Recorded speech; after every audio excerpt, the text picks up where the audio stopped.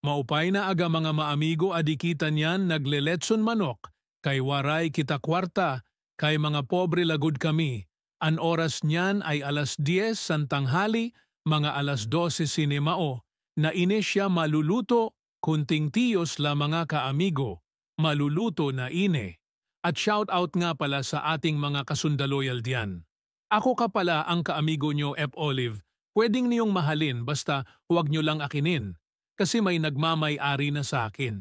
Joke lang mga kaamigo, patuloy lang tayo sa pag-ikot-ikot ng ating munting ulam na letson manok.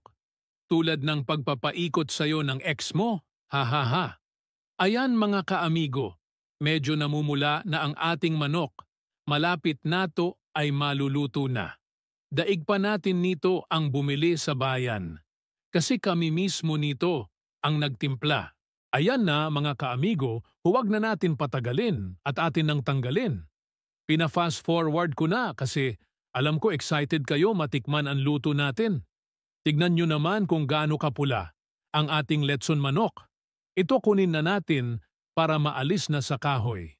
Atin muna putulin ang mga tali. At para makakain na tayo, shout out ulit sa ating mga kaamigo dyan, tara ciao tayo, mga ka-team Sundaloyal. At ito nga busy na ang inong kaamigo. Sa pagtatanggal ng tali, focus talaga tayo sa goal. Kasi anong oras na rin kasi nagugutom na tayo. Di bali pabayaan natin ang ating mga ex, wag lang ang sarili natin. At ayun nga, natanggal ko na tara na para kumain, tara ciao na tayo.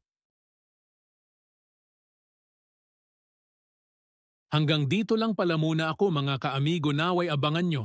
Ang susunod ko na mga content kami nga pala, ang sundaloyal nyo DJ Olive pwedeng nyong mahalin, basta huwag nyo lang akinin, kasi may nagmamay-ari na sa akin. Hahaha.